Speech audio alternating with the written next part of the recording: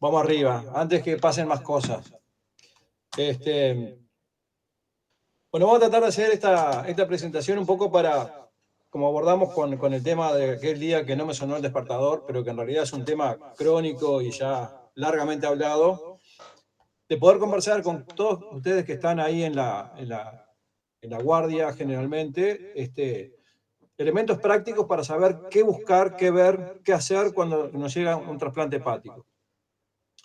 El trasplante hepático, como ustedes saben, bueno, es algo largamente conocido en la historia de la medicina que arranca ya en la mitología griega, ¿no? Cuando a Prometeo le arrancaban el hígado y se regeneraba. Ya los griegos sabían que el hígado era noble y que se regeneraba. Es un abordaje multidisciplinario y ustedes lo ven, que hay un montón de gente que está permanentemente circulando, trabajando alrededor de todo esto. En el equipo del programa de trasplante hepático somos unas 50 personas más o menos entre, bueno, intensivistas, pero anestesia, cirugía, hepatología, enfermería, asistencia social, todos los equipos multidisciplinarios que hacen el abordaje para poder estratificar exactamente el riesgo de un paciente que va a trasplante, las indicaciones, las contraindicaciones, la alocación en lista, la subida, las bajadas. Ahí vemos permanentemente circulando unas 50 personas con una lógica de Fórmula 1. Ni con la eficiencia y eficacia que ellos lo hacen, pero sí pretendidamente con ese abordaje de equipo y multidisciplinario para que el programa y el resultado de los pacientes sea el más adecuado.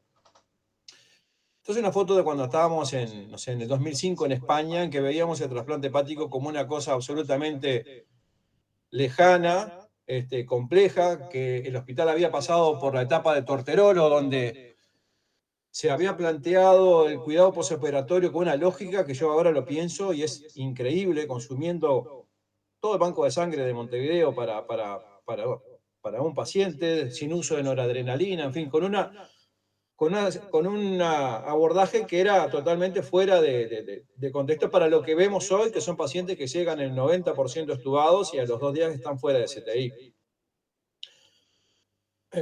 Para hacer un poquito de historia, primer trasplante hepático en 1963, Thomas Stars en Denver, Estados Unidos. En Europa, Roy Kalm, 1968, en Cambridge. Ahí no vieron buenos resultados, pero con el uso de la inmunosupresión y cuando se logra controlar el rechazo con los inmunosupresores, con la ciclosporina básicamente, es que cambia el trasplante hepático y se asume como una terapéutica reconocida para el tratamiento de las enfermedades hepáticas en su estadio final. En América del Sur, bueno, Brasil y Argentina fueron los primeros que hicieron trasplantes hepáticos entre el 68 y el 72, ya en Argentina en el 88. Torterolo inició el programa entre el 98 y el 2001, no sé, capaz que alguno de ustedes lo recuerda, toda esa etapa, se hicieron 13 trasplantes en ese momento. Y el programa actual, como lo conocemos, que funciona oficialmente desde el 14 de julio del 2009, que bueno, ahí con la supervisión de Portugal, el padrinazgo de Portugal y de Francia, con los profesores Barroso y Bismuth, que ahí estaban de visita y que fue donde más o menos fuimos a formarnos en aquella época. También teníamos todo un arbolito de Navidad de los primeros pacientes que los manejábamos sustancialmente distintos a como los manejamos ahora. Y para ubicarnos en el contexto del volumen de trasplante que tenemos, si miren este mapa, que es de ahora, de julio del 23, este es un artículo bastante nuevo que ubica en el mundo la situación de la cirrosis y del trasplante hepático. Está muy bueno de leerlo, se los comparto cuando quieran.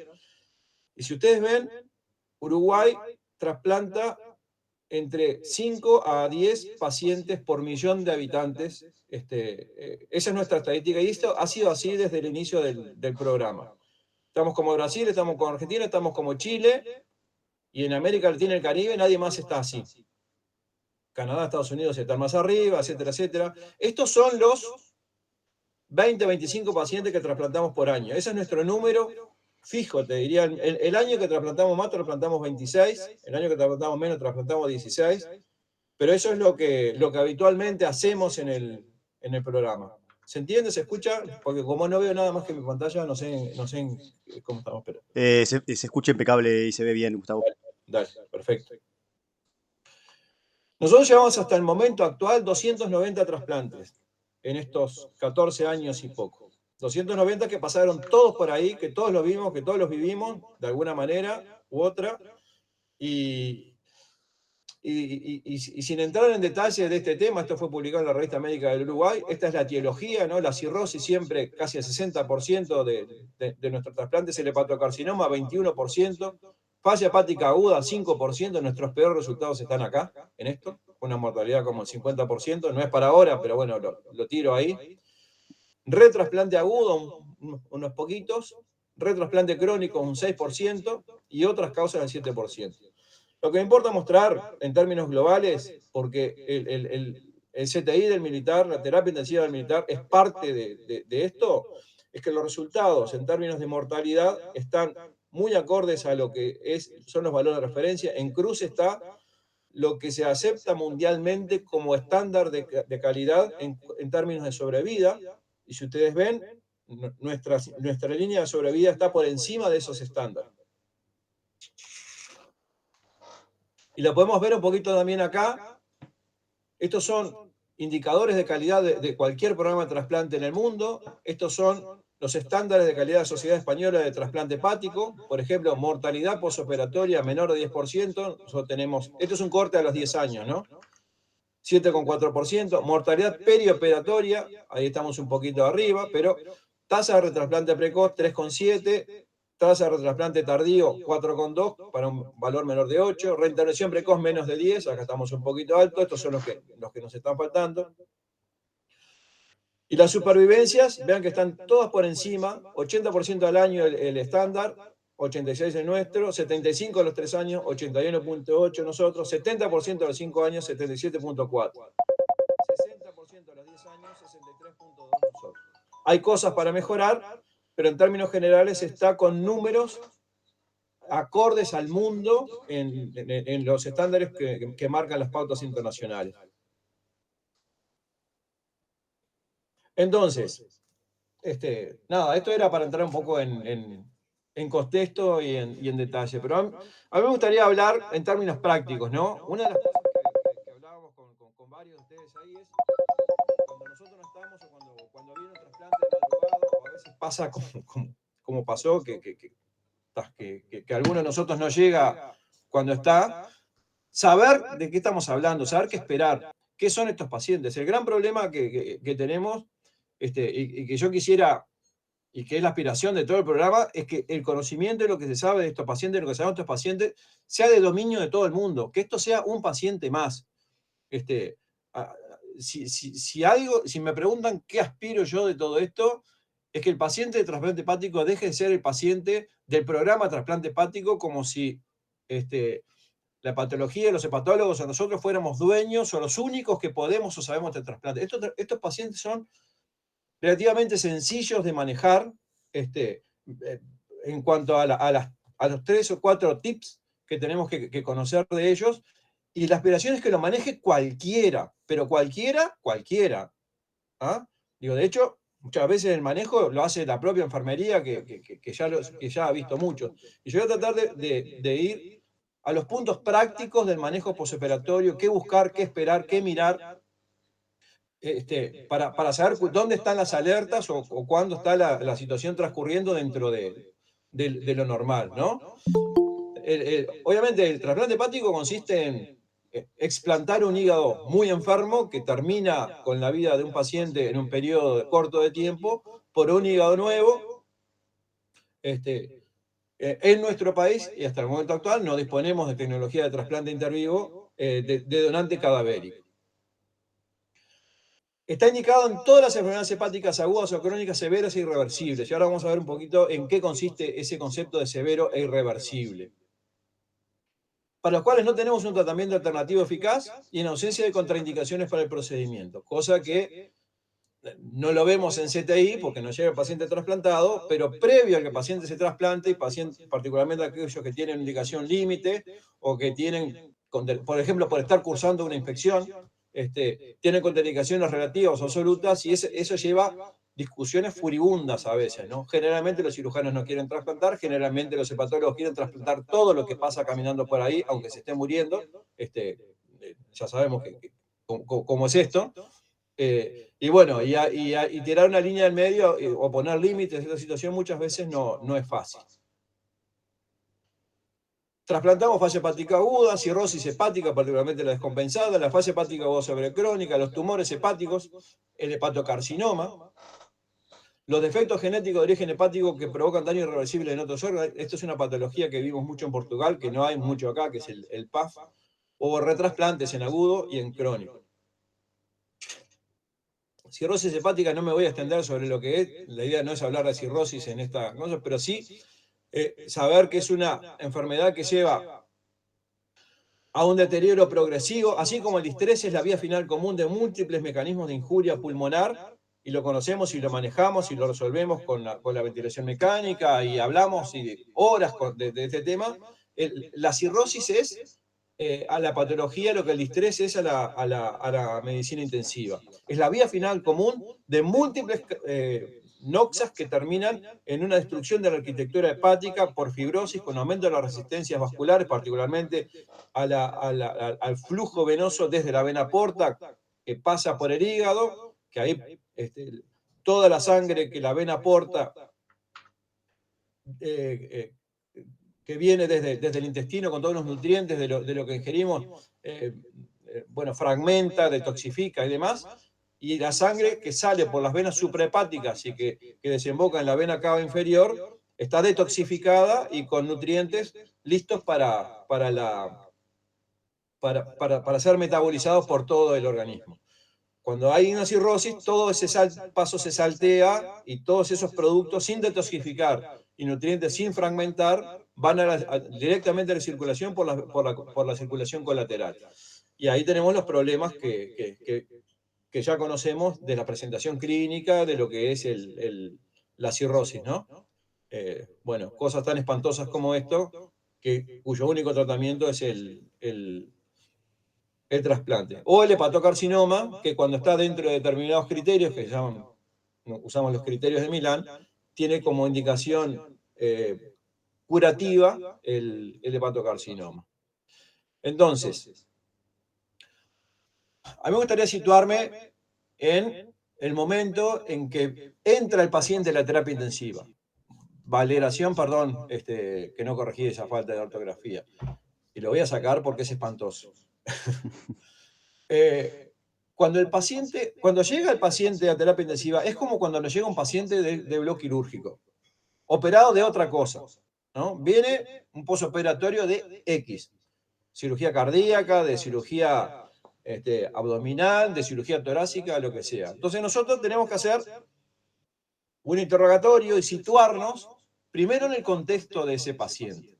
¿Ah? Obviamente ese paciente que está ahí trasplantado, en la mayor parte de los casos, de las veces es un paciente cirrótico.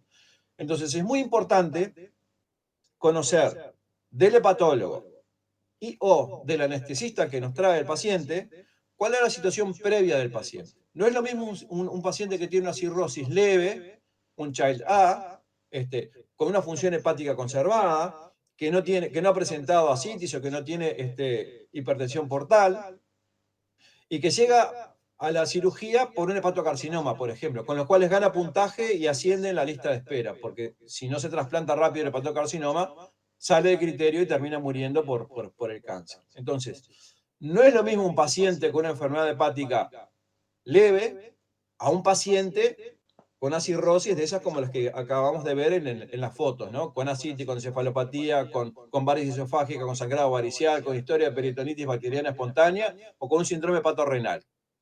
Eso se cuantifica. Le ponemos número a la gravedad a la severidad de la cirrosis. Y se cuantifica por esto que es la escala del MELD. Que es en inglés es cómo medimos la enfermedad liver disease and liver disease. A la M no me la acuerdo.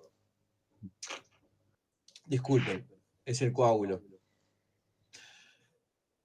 Pero el MED, que es una fórmula que considera tres cosas bien sencillas, la bilirrubina total, el INR y la creatinina, no la calculamos, agarramos cualquier teléfono, cualquier computadora, buscamos en Google o donde sea, ponemos el dato y nos dice el MED de esa enfermedad, de ese paciente. Que en un valor de 0 a 40, que es el rango, sabemos dónde estamos. Los pacientes promedio que trasplantamos en Uruguay tienen un MED de 22. Esos son los que ven llegar generalmente en cada trasplante que hacemos. De esos que llegan estubaditos y bien, tienen un promedio de 22. Y ese promedio que tienen es una enfermedad no muy importante, es intermedio como severidad. Los pacientes más graves tienen MED arriba de 30. ¿Sí? Entonces, primera pregunta que tenemos que hacer a un anestesista o a un hepatólogo, ¿qué MED tiene el paciente? Porque eso ya nos sitúa numéricamente en cuán grave llegó ese paciente a la cirugía y cuán tórpido o no va a ser su posoperatorio. Los pacientes que van a trasplante hepático en general tienen un MED de 15 o más. ¿Por qué? Y bueno, porque lo que se ve, y aquí lo tenemos bien representado en este gráfico, a la izquierda en negro es la sobrevida sin trasplante hepático para el mismo valor de MED, a la derecha en gris es la sobrevida con trasplante hepático. Entonces hay un punto, este trabajo es muy viejo, pero sigue siendo muy válido. Ustedes ven que hay en el 15 un punto de corte en que la sobrevida con trasplante hepático comienza a superar a la sobrevida sin trasplante hepático. Por eso los pacientes que se trasplantan tienen un MED de 15 para arriba, porque se benefician en su sobrevida del trasplante por sobre el tratamiento médico convencional, que la cirrosis deja de evolucionar, lleva inexorablemente a la muerte. Y en este gráfico es bien claro eso. Por supuesto que también nos importan otras cosas que no se valoran específicamente con el MED y que son las complicaciones que tiene el paciente. Si ustedes miran la sobrevida en años de pacientes que tienen una cirrosis compensada, que tienen una sobrevida buena, pero ya cuando desarrollan una citis la sobrevida baja, si la citis refractaria es peor, si tiene un episodio de peritonitis bacteriana espontánea, miren cómo baja la sobrevida, y si tiene un síndrome hepatorenal, ni les digo. Entonces, por eso, conocer la historia del paciente y saber cuán grave llegó a la cirugía es muy importante. Lo segundo es el injerto. Porque claro, tenemos un paciente que está enfermo, grave, o más o menos grave, al cual le ponemos un hígado. El hígado que ponemos, digo, hablamos, dijo el mosquito, ¿no? Que ponen cirujanos y anestesiólogos durante la cirugía, sufre todo un proceso. Ese proceso determina la viabilidad de ese injerto. No es lo mismo un hígado que estuvo 24 horas afuera del donante, no existe trasplanttar un hígado con 24 horas, como hacen con los riñones, ¿no? Quienes están en procesos de ablación, donación y mantenimiento y demás, saben que los urólogos pueden implantar un riñón a las 24 horas. No hay problema. Lo trasplantamos mañana, se lo hacemos mañana. Y no hay problema con eso. Pero con el hígado sí. El hígado, por más que se preserve en condiciones óptimas, en frío y con el custodiol, que es el líquido que se infunde a través de arterias y venas para preservarlo, en la heladerita como las que llevamos a la playa, pero con un cuidado muy, muy especial que tienen los cirujanos para eso, tiene un plazo que debe ser, en términos óptimos, menor a 6 a 9 horas. Entonces, si ustedes están atentos a lo que nosotros a veces escribimos en la historia clínica de estos pacientes, tiempo de isquemia fría. ¿Qué es la isquemia fría? La isquemia fría es el tiempo en que se cortó la circulación del paciente, del órgano, en el donante hasta que se hace la sutura de arterias y venas y se reperfunde, se inicia la reperfusión en la cirugía de trasplante. Todo tiene que estar tan sincronizado de tal manera que cuando empiezan la cirugía de la ablación, empiezan la cirugía del donante con el anestesista que duerme al paciente, haciéndole los accesos venosos, empezando la disección para minimizar ese tiempo, para que el hígado sufra lo menos posible ese tiempo que está fuera del cuerpo, tanto del donante como del receptor en este caso. Y ese tiempo es clave. Por eso a veces los operativos son una cosa medio de película, ¿no? Salen en los Bombardier, eso que no sé cómo vuelan, no sé, a veces salen con tormenta ahí, mandan fotos, ¿viste? Selfies, que parecen que están en la guerra de Vietnam. Es insólito. Pero bueno, para llegar a Artigas y volver de Artigas en tiempo, para que este tiempo se cumpla, hay que hacer eso. A veces van en helicóptero y a veces no hay transporte aéreo y se hace todo el procedimiento con ambulancia. Y cuando se va por vía terrestre, los tiempos se prolongan y eso lo vemos nosotros en el posoperatorio porque el hígado demora más en retomar función. Entonces, así como nosotros valoramos el paciente, tenemos que valorar el injerto. Tenemos que ver exactamente qué es lo que le pasa al injerto. Porque esa disfunción del injerto que ocurre en las primeras 24 a 48 horas tiene una historia natural también. Tiene una evolución esperada. Tiene una paraclínica que nosotros monitorizamos cada 8 o cada 12 horas, que me está hablando de el descenso de las enzimas de lesión y la mejoría de la función de síntesis. Son las dos cosas que vigilamos en simultáneo y en paralelo. Y esta es la evolución posoperatoria normal en cuanto a la paraclínica. Las enzimas de lesión, la TGO y la TGP, tienen que bajar. Y tienen un comportamiento así, de los miles, van de miles a bajar por debajo de 1000, que tienen que estar a las 48 horas por debajo de 1000. Y esa es la evolución esperada de la lesión hepática. Con una bilirrubina que puede mantenerse elevada, falsamente elevada, a expensas de la bilirrubina que el paciente puede haber tenido en el preoperatorio. Si llega con una bilirrubina de 15, de 20 al preoperatorio, la impregnación de bilirrubina de los tejidos hace que esa bilirrubina pase a la circulación y se mantenga elevada durante varios días. Miramos más la TGO y la TGP que la propia bilirrubina. Y la fosfatasa y la gamma GT se mantienen, no es algo que le demos mayor importancia en el posoperatorio. Para la función de síntesis miramos tres cosas. Una, el factor 5. Tal vez lo más importante que nosotros miramos. ¿Por qué? Porque el factor 5 es un factor de la coagulación vitamina K dependiente que tiene una vida media muy corta, de aproximadamente 20 minutos. Cuando nosotros medimos en porcentaje el factor 5 de un paciente, sabemos que se sintetizó hace 20 minutos. Eso quiere decir que ese hígado está sintetizando, porque si no, no tendría factor 5. La tasa de protrombina y su derivado del INR, en realidad lo que están midiendo es un conjunto de factores que además pueden haberse ensuciado con la reposición de plasma en el intraoperatorio. Y esa reposición de plasma puede elevar falsamente la tasa de protrombina. Entonces, si bien es un valor que medimos, no es el más fiel para hacer el seguimiento. Y el otro que medimos es el lactato. El lactato siempre viene elevado. ¿Por qué? Porque el lactato tiene metabolización hepática. El ciclo de Cori incorpora el lactato para transformarlo en glucógeno a través de la neoglucogénesis.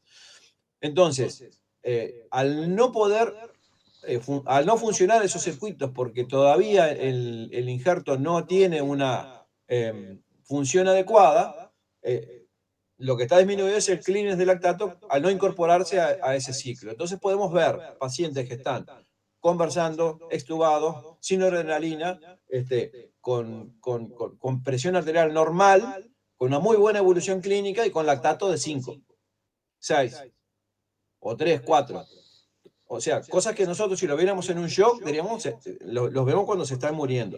pero en realidad es porque el hígado todavía no lo está metabolizando adecuadamente. Así es como nosotros vemos la función de síntesis. Y cuando tenemos fallo del injerto, bueno, vemos esto, ¿no? Vemos el lactato que se va a las nubes, hemos tenido lactatos de hasta 60, el factor 5 que se plancha y no pasa del 10%, y la tasa de protrombina que se plancha y anda por debajo del 20%. Y podemos ahí ver el repique de las enzimas de lesión. Eso es en el fallo primario del injerto. También hay formas de cuantificar esto. Este es un capítulo muy interesante del libro de patología, un libro de patología español de 2018, que en este capítulo aborda el trasplante hepático en el periodo posoperatorio precoz. Y aquí vemos cómo podemos cuantificar la disfunción inicial del injerto o la disfunción irreversible o fallo primario del injerto, asignándole puntajes. Pero acá vemos claramente, ¿no? La TGO tiene que estar en menos de 1000 a las 24 horas. El INR tiene que estar en menos de 1.2 a las 48 horas. Y la bilirrubina tiene que estar en menos de 1,5 a las 96 horas. Y aquí podemos asignar un puntaje para saber si tenemos realmente una disfunción. Y estos son los criterios de irreversibilidad del injerto hepático, ¿no? Cuando tenemos una TGO en 24 horas mayor a 2500, cuando tenemos un INR a las 48 horas mayor de 2, cuando no retoma función, o cuando tenemos un factor 5 a las 48 horas menor de 20. Esta es inversa. Lo peor es lo más bajo en esta escala. Pero bueno, se puede cuantificar. Y eso es lo que tenemos que ver. Y eso lo tenemos que correlacionar con el estado general del paciente. Un paciente que llega estubado, que tiene hemodinamia estable, que orina, que está lúcido, obviamente con todos aquellos elementos propios de una cirugía de la magnitud de lo que es esto, ¿no? 8 horas de cirugía y demás. Bueno, eso no transcurre de una manera tan benigna como lo podemos llegar a ver si el hígado no funciona. Si el hígado empieza a disfuncionar y disfunciona en forma importante, la situación clínica del paciente no es tan buena. Yo voy a hablar ahora del posoperatorio. Hay guías para esto que les podemos compartir con ustedes. Nosotros tenemos las nuestras que están para actualizar en este momento. Pero no quise entrar porque esto iba a ser muy, muy largo y en realidad tendría que participar porque estas charlas generalmente hay que hacerlas multidisciplinarias con anestesiólogos y con cirujanos para mostrar lo que es la cirugía y lo que pasa en la cirugía. La cirugía dura entre 6 y 8 horas. Tiene una etapa que es la ablación. Hay toda una disección en un peritoneo que generalmente tiene mucha circulación colateral y que sangra mucho. El sangrado puede estar entre 3 y 7 litros por cada cirugía. Hay una reposición que se va haciendo de hemocomponentes que la guiamos por Rotem, que es la tecnología para medir con test viscoelásticos cómo funciona la coagulación de estos pacientes y es clave para minimizar la reposición de hemocomponentes. Si quieren otro día podemos hablar del Rotem y de cómo medir el Rotem no solamente en los pacientes en trasplante hepático, sino en cirugía cardíaca, en hemorragia obstétrica, en politraumatismo grave y en hepatología. Es un capítulo aparte y la dejo ahí tirada, la tiro ahí como para otra charla más adelante. Pero bueno, son pacientes que se llevan alrededor de 10 litros de reposición entre cristaloides, coloides, albúmina, hemocomponentes, etc. Son 2 volemias en 8 horas que se reponen estos pacientes. Y a nosotros nos gusta decir y reafirmar el concepto de que el trasplante hepático no es una cirugía de 6 a 8 horas en realidad, es una cirugía de 48 horas. Porque si ustedes miran esto, el seguimiento y lo que ocurre con el paciente y lo que ocurre con el hígado, no lo sabemos a ciencia cierta, no tenemos la certeza hasta que transcurren 24 o 48 horas. Restablecer la volemia de un paciente que sangró 8, 9, 10 litros y al que le repusieron 10, 11, 12 litros y llevar todos sus parámetros fisiológicos a la estabilidad, no digo la normalidad, pero sí a la estabilidad, nos lleva 24 o 48 horas. Además, tenemos unas situaciones que se dan, por ejemplo, que los anestesistas les encanta hacerle diuréticos a los pacientes en el intraoperatorio. Digo les encanta porque el diurético nos rompe las pelotas de una manera feroz en el posoperatorio inmediato porque la poliuria que tienen hace que tengamos que seguir con una enérgica reposición de volumen más de lo que le hicieron. Y les hacen diuréticos porque el edema de asas, el edema intersticial, complica mucho el cierre de la pared abdominal. Entonces los dejan secos como unas pasas, ¿no? Así nosotros vemos después la insuficiencia renal, vemos la hipovolemia y todas esas cosas. Pero bueno, son cosas que nosotros tenemos que corregir, que es necesario hacerlo en el intraoperatorio y que tenemos que tener toda una armonía con anestesia para continuar con el mismo criterio con que ellos lo manejan en el intraoperatorio y corregir lo que ellos no pueden corregir en la cirugía. No solo en trasplante hepático, en cualquier cirugía, poder hablar el mismo idioma y tener los mismos criterios para manejar un paciente, realmente es algo que debemos y que tenemos que hacer, porque si ellos le sacan volumen y nosotros le hacemos volumen, bueno, pero todo tiene una razón. Y el hablarlo y el ponernos de acuerdo en ese sentido es muy importante. No sé si quieren que haga, porque ahora vamos a hablar de postoperatorio específicamente. Si quieren que haga una pausa aquí, si quieren hacer alguna pregunta, algún comentario, si voy muy rápido, si no se entiende nada, si esto es un embole, dígamelo y seguimos.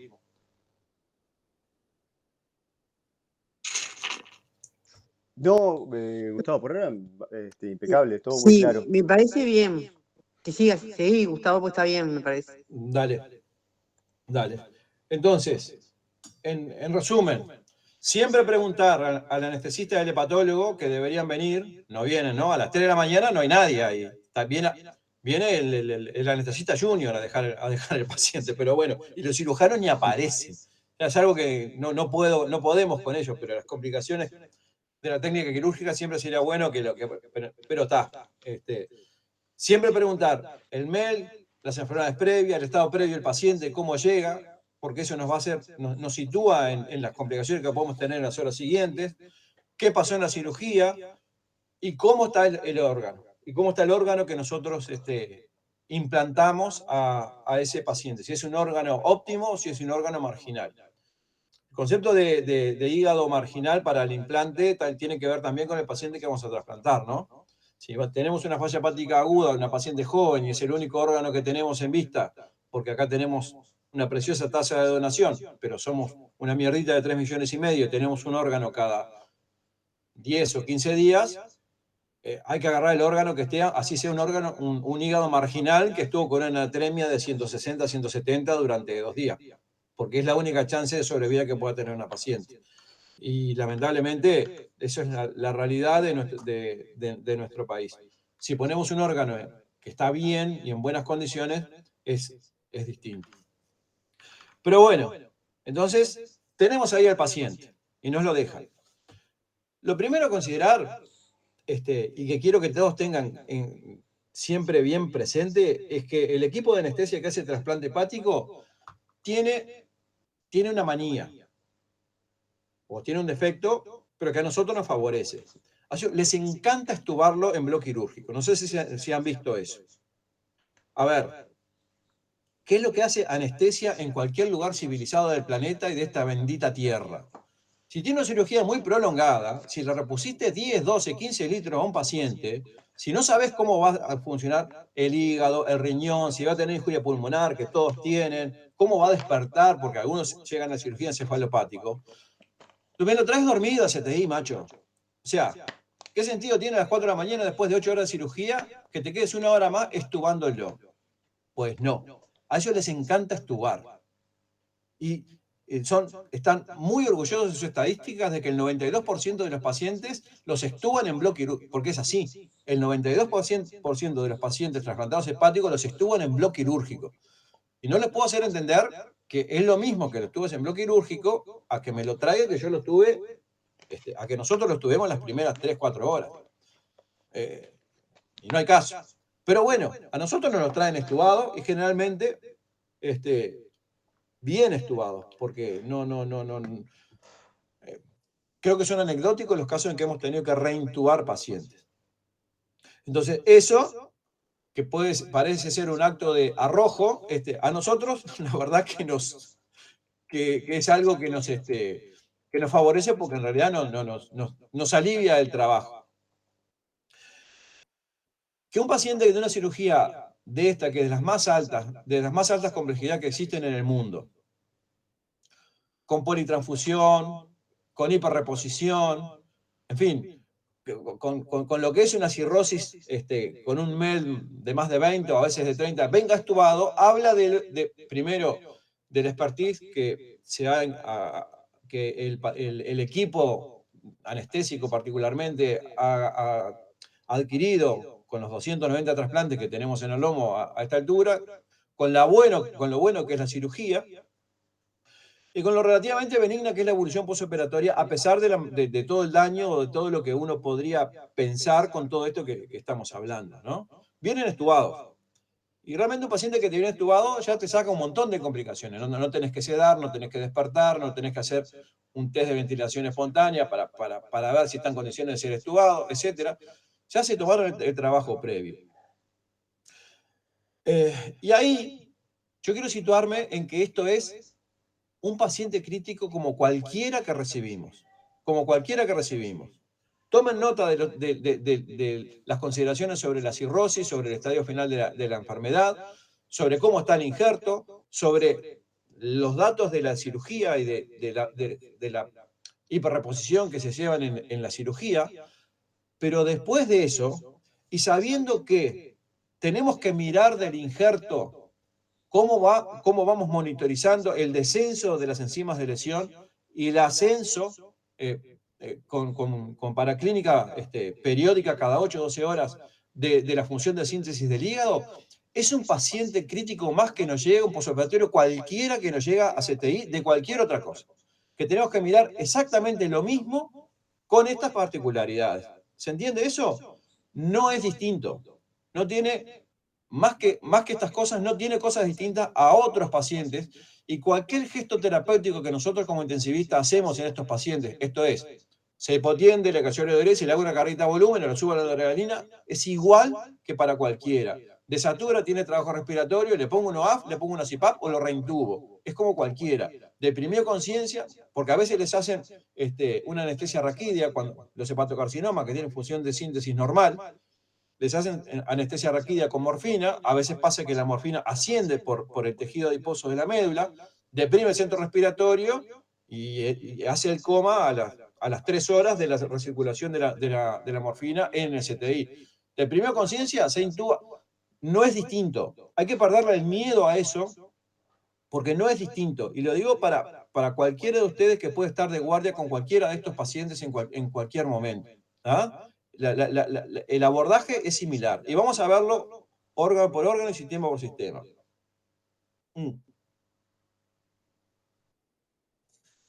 Perdón que estoy con un matecito acá. Estos pacientes tienen riesgo de disfunción orgánica múltiple por todo esto, ¿no? Por la enfermedad hepática previa, por las comorbilidades, por la prolongada la cirugía, por la reposición, la politransfusión, por la reperfusión del hígado. No es lo mismo un hígado con una isquemia fría rondando las 9 horas que una isquemia fría de 3-4 horas. Estamos expuestos a complicaciones. Y sí, están expuestos a complicaciones. La hemorragia es una de ellas. Todo paciente que sangra, que se opera de una cirugía de esta magnitud, puede sangrar. Y ahí también me gustaría hacer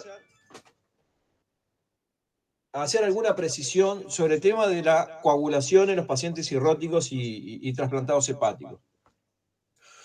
Uno tendería a pensar en una forma intuitiva que los pacientes que llegan con una cirrosis, que llegan con tiempos de protrombina de 30 a 40%, con INR rondando a 2, que sean plaquetopénicos por la hepatoesplenomegalia, con plaquetopenia que a veces es de 30, 40.000 o 20.000, con plaquetas con las cuales no le haríamos una biovenosa central a un paciente de piso.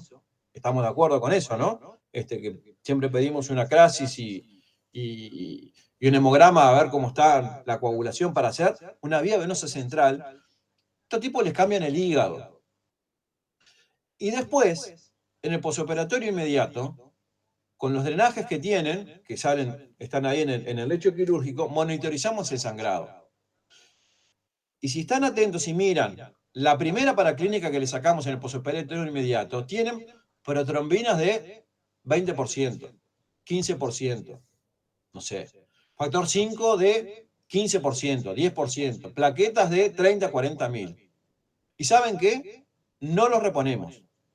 Y no sangran. Al revés, perdón. Si no tienen un sangrado que sale de lo previsto, si mantienen la estabilidad hemodinámica, no reponemos ni corregimos esa coagulación, porque nos exponemos a complicaciones trombóticas. Pero además, porque es la forma de monitorizar cómo el hígado va recuperando función.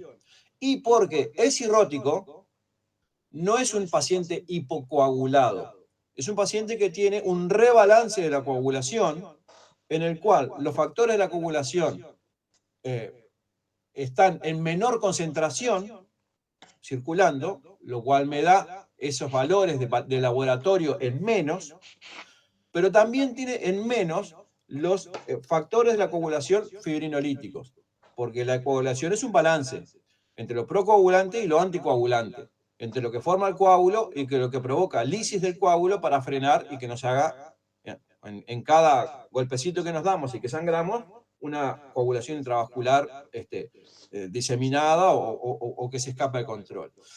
Entonces, el equilibrio entre lo protrombótico y lo antitrombótico se mantiene.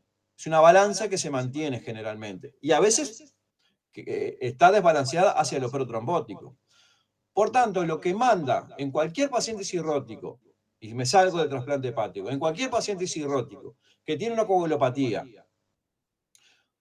que va a ser sometido a un procedimiento invasivo de menor riesgo de sangrado, como sea una toracocentesis, una vía venosa central o una paracentesis, menor riesgo de sangrado es menos de 3% de complicaciones de sangrado, todo el resto, incluido el trasplante hepático, más de 3% de complicaciones de sangrado. Bueno, esos pacientes, lo que nos manda a reponer factores de coagulación, plasma fresco, concentrado protrombínico, crioprecipitado, fibrinógeno o lo que fuere, lo manda a la clínica. Lo manda a la clínica ayudado por el Rotem. ¿De acuerdo? Pero miramos cómo sangra, vemos el ritmo de sangrado, vemos la estabilidad, sabemos que la coagulación es una cagada, por lo que nos dan los valores, pero si se mantiene la estabilidad clínica, no reponemos. Y eso es lo que es la conducta, es el manejo reconocido a nivel mundial para minimizar la reposición de hemocomponentes y evitar complicaciones y abaratar costos, obviamente, ¿no? No es gratis para un paciente hacerle plaquetas, hacerle plasma, no es gratis y no solo en términos económicos, los ponemos a complicaciones. Entonces, ahora vamos a ver un poquito como más detalle todo el tema de la hemorragia. También hay más complicaciones, ¿no? Que son menos frecuentes, la trombosis portal, la estenosis de la arteria. Esta complicación es clave.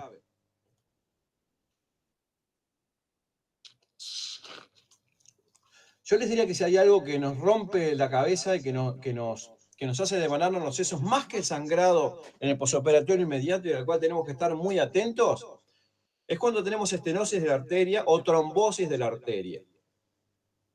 La sutura de la arteria hepática entre el donante y el receptor la hace cirujano vascular y en todo el cinturón de la sutura se produce edema, porque bueno, es una arteria trombosada.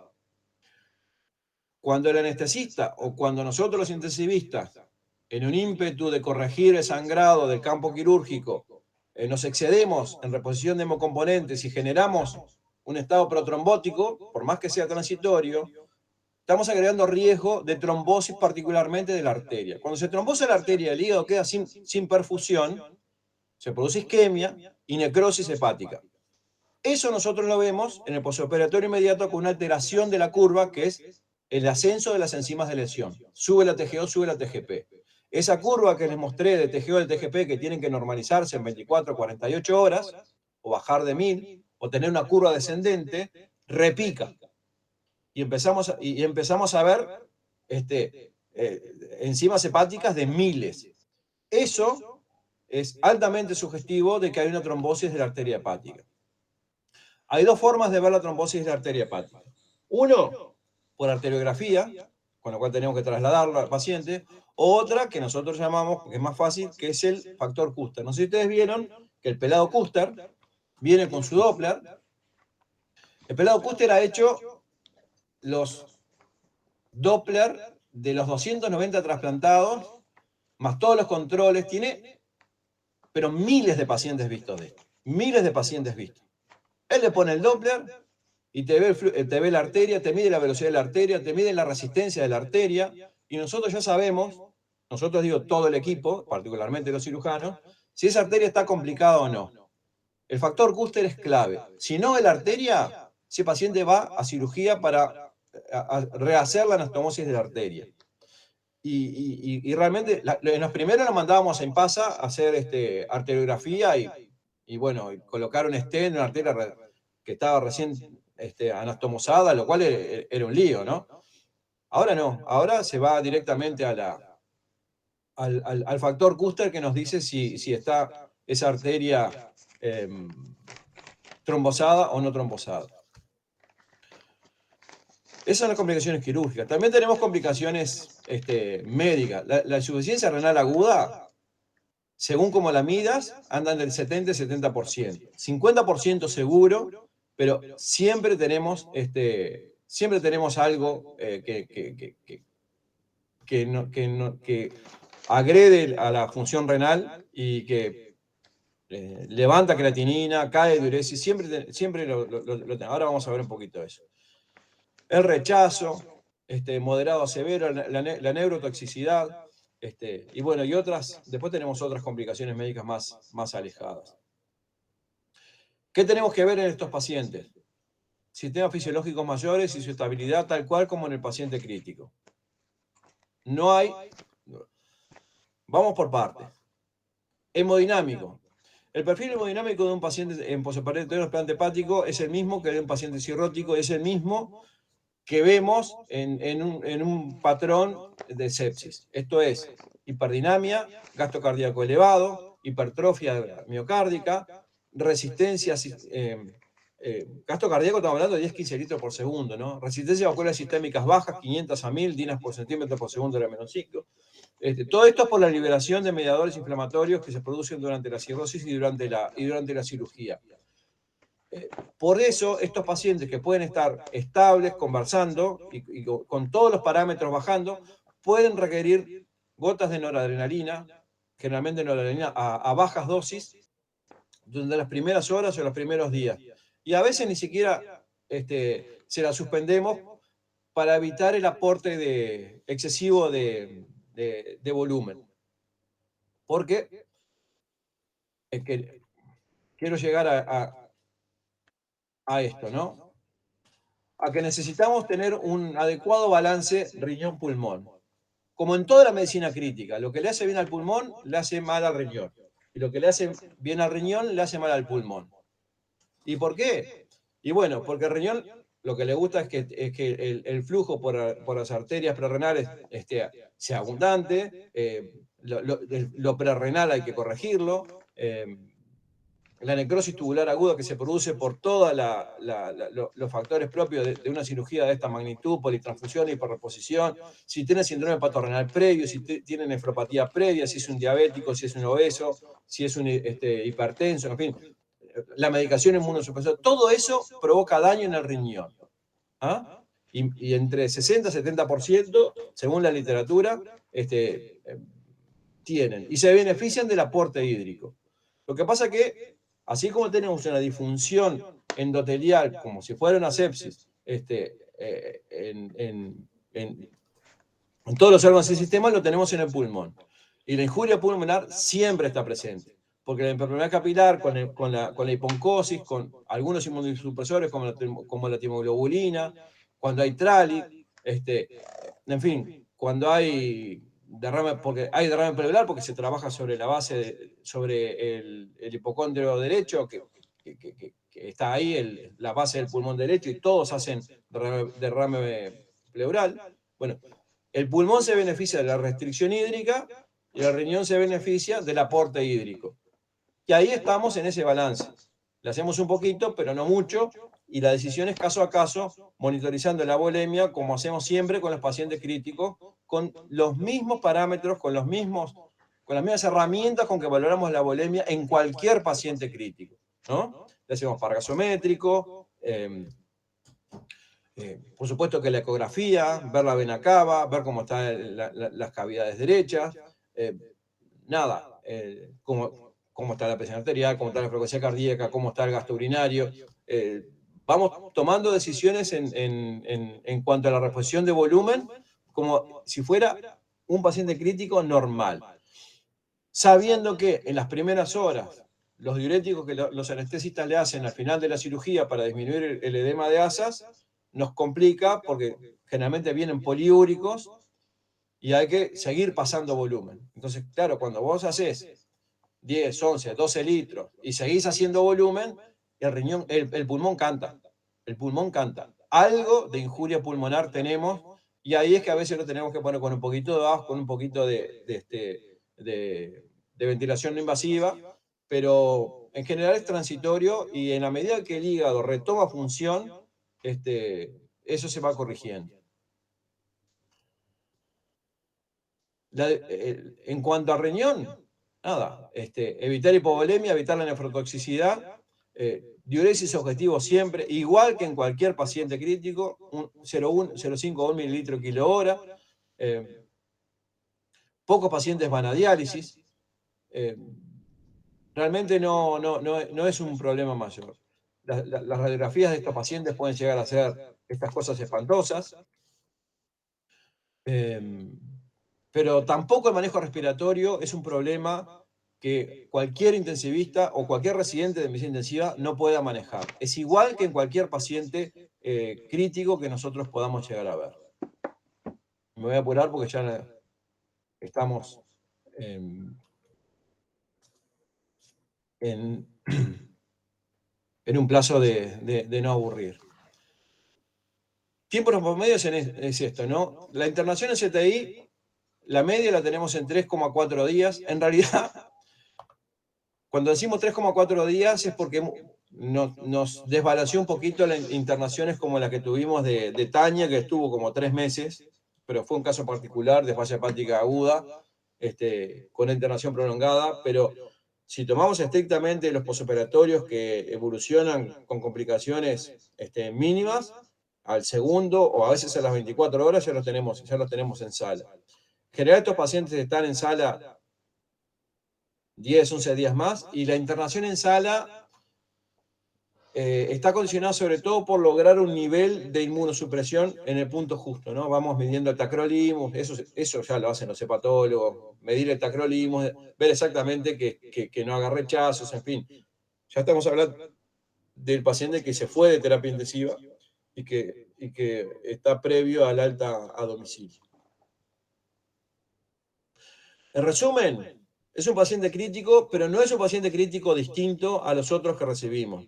Es un paciente crítico que cualquier intensivista tiene que manejar, puede manejar, no tiene más misterios que conocer estos detalles o estos tips propios de la patología y de la cirugía, que con una atención multidisciplinaria, con un enfoque, con un abordaje multidisciplinario, porque en realidad todos nos ayudamos al enfoque con esto. Nosotros peleamos mucho con los hepatólogos, pero en realidad nos apoyamos mucho en ellos para esto. Tenemos con los hepatólogos el mismo lío que tenemos con cualquier otro especialista de otra especialidad, ¿no? O con un neurólogo, o con un internista, o lo que fuere. Ven las cosas más graves cuando nosotros no las vemos tan graves, en fin, tenemos las discusiones de siempre, pero el conocimiento de la patología hepática que ellos tienen complementa mucho el abordaje de la situación crítica que nosotros tenemos. Hay que tener especial atención en el monitoreo multimodal en las primeras horas, de todos los órganos y sistemas, si fuera un paciente crítico cualquiera, y ver en simultáneo y en paralelo cómo recobra la función el hígado y cómo van bajando los elementos de lesión hepática. Y bueno, básicamente es eso. A mí lo que me gustaría es, yo les paso bibliografía después de todo esto, y nada, que cuando tengamos estos pacientes verlos, porque es perderles el miedo, es tomarse confianza, les juro, les aseguro que los puede manejar cualquiera, como manejan en forma excelente, porque los veo trabajar, las veo trabajar a todos ahí, son un equipo formidable, que pueden manejar estos pacientes como cualquiera. Esto no es para es para saber que están y aprovecharlos, porque es el único lugar donde se ven. Es el único lugar donde los vemos, donde vemos cosas que a veces son muy raras de ver y que las podemos resolver solamente ahí. Disculpen lo extenso, si se embolaron, bueno, está. Tengo mucho más material, información, fotos, cosas. No traje patólogos, no traje a los anestesistas, no traje a los cirujanos, porque en realidad estas clases, estas charlas es para hacerla entre todos, porque se nos iba la mierda el tiempo, tampoco era la idea, pero sí por lo menos dar una primera aproximación para perder el miedo y para hablar el mismo lenguaje cuando andamos ahí en la vuelta con estos pacientes, que era la idea de lo que habíamos hablado con Anela y con ustedes cuando planteamos hacer esto. ¿Vamos? Buenísimo, Bárbaro. Gustavo. No, impecable. La aproximación, la gran mayoría de las cosas, obviamente, como vos nos contaste, es el manejo de un paciente crítico en general, teniendo en cuenta muchas cosas que, si bien no eran de desconocimiento absoluto, es obvio que es dentro de lo que es una subespecialidad. La medicina intensivera tiene mucho más protocolizado, ¿no? Como es una cirugía cardíaca o es un gran quemado, por ejemplo, ¿no?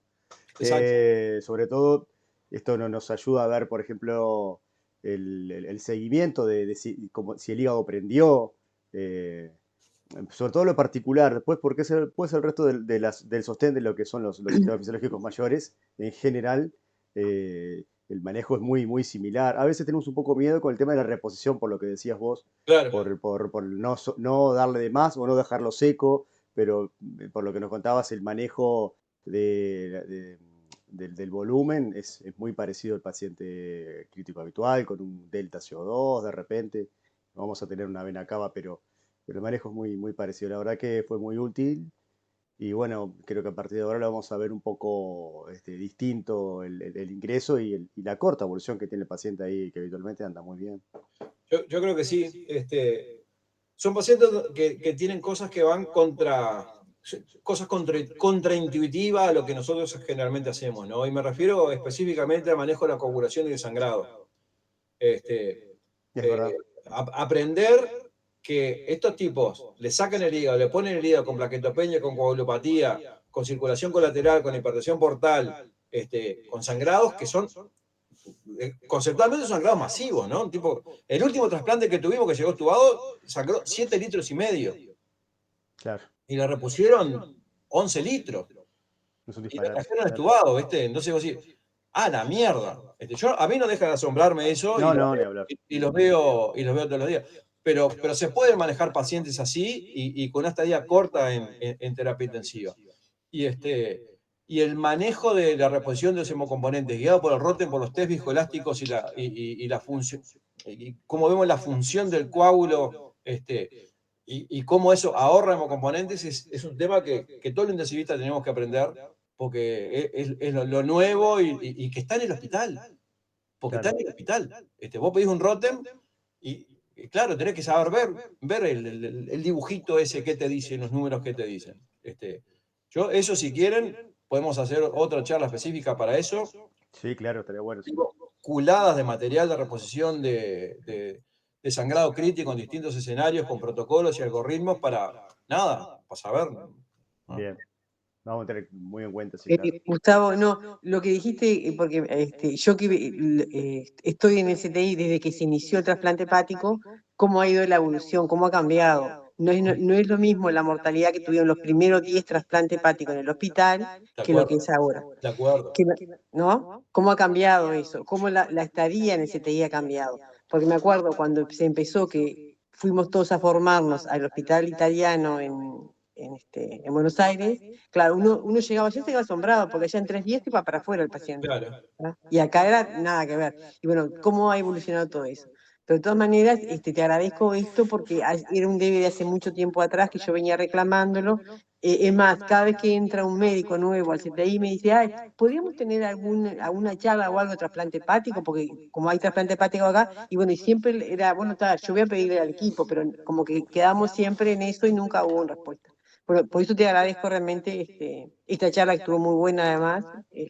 Dale. Y bueno, Tengo mucho más material, tengo cosas para mejorar esta charla, para ajustarla. Cuando tengas un médico nuevo que quiera hacerlo, mándamelo. Lo hablamos con los gurises, lo hablamos con Nacho, lo hablamos con Silvia. Yo encantado de la vida, porque lo peor que nos puede pasar es esa brecha cultural, ¿viste? De que no sé qué pasa, no sé qué hacerle, porque terminás teniendo el envío a un paciente, no intervenís y en realidad no es misterio. No es misterio. Está bien, nosotros tenemos casi 300 arriba, ¿viste? Y eso que vos decís de lo que aprendimos en este camino, pero de alguna manera tenemos que transmitir.